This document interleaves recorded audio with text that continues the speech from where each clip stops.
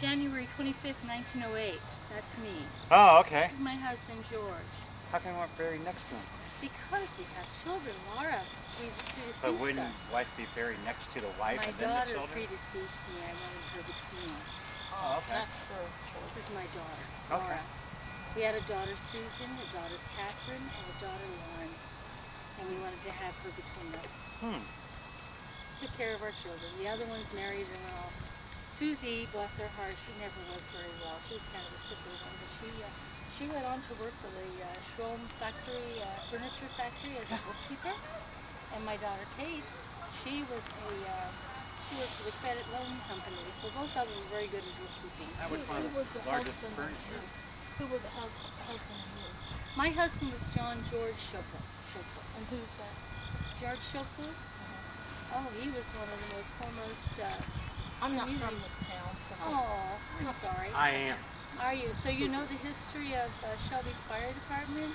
Sort of. Joseph Stewart over here was the first fire chief. Okay. And my husband George worked came here in 1867, so it's about the same time Joseph was the fire chief. And he was one of the first firemen here in Shelby County. Thank you. And he was the fireman for about 30 years. And my son came along, followed in his footsteps. And my son was the second assistant fire chief under William, what was William's name? Cap? Yes, no, not Cap. It was William, I have the picture here. Someone gave me this. It's so fun. Picture of my son, William New. Mr. New here. Okay.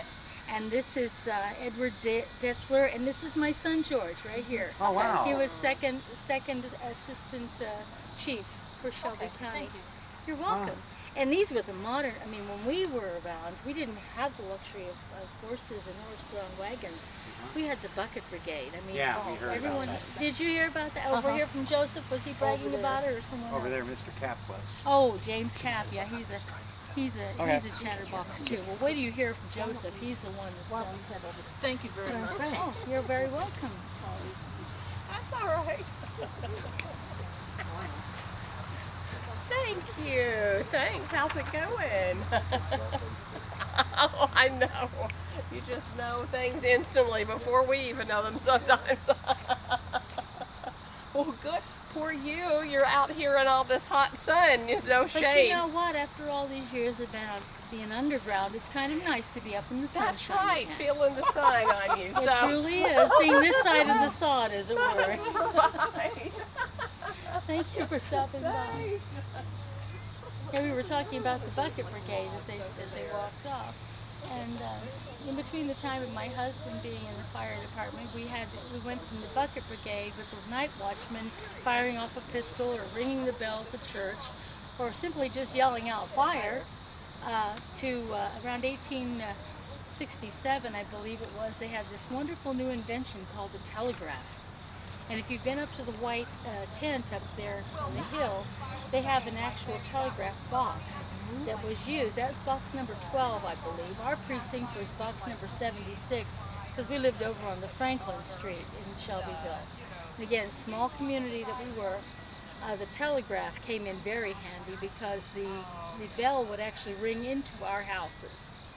You know, 2 o'clock in the morning was really, really a nice thing to have that bell between the bedroom and the kitchen.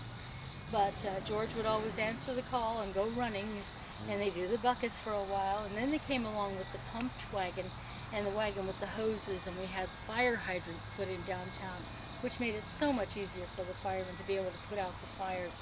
It took a long time for that to come along. But yeah, George and I were German immigrants. We moved to Cincinnati, Ohio with our family, and we met in Cincinnati, Ohio. So I came all the way from Germany to America, where we met and married and raised our children. And then we moved to Shelbyville to start our lives in the new community here. So it was a great place to come and live, and they seemed to accept George. He was a wonderful carpenter. Now you were Marion? No. Mary Elizabeth. Oh, you're My name was Pose, P-O-S-Z, before I married George. So you're 27? Pardon me? You're 27 when you passed? It's young. Yes. And we had 4 children before I passed. So we made up for lost time. And then he married again. What, 70? Yeah.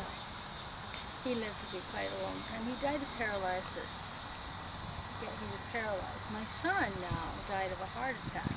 They didn't really know what was going on with him when he was having chest pains, and so he decided he'd stay at his sister Katie and Susie's house to see if they could make him feel better, and he could go home. By that morning, he was gone. So it was apparent heart attack. That's what it said on the death certificate anyway. So yeah, it was quite an interesting time. But life was a whole lot different in Shelby County back then. My husband was a carpenter, as I said. My son worked for the telegraph company. And my daughter Susie worked for the Schoepel Furniture Company. Katie actually worked as a loan clerk. She was a clerk for a loan company. All of them in this area? All of them in this area, yes. They lived here. Susie lived in our home from infancy on until the day she died. She was one that was quite frail all her life, so she always had a little bit of struggles. But she was a very, very fine young lady. He's doing the math. Yeah, I was too, because I wonder when the cemetery opened here.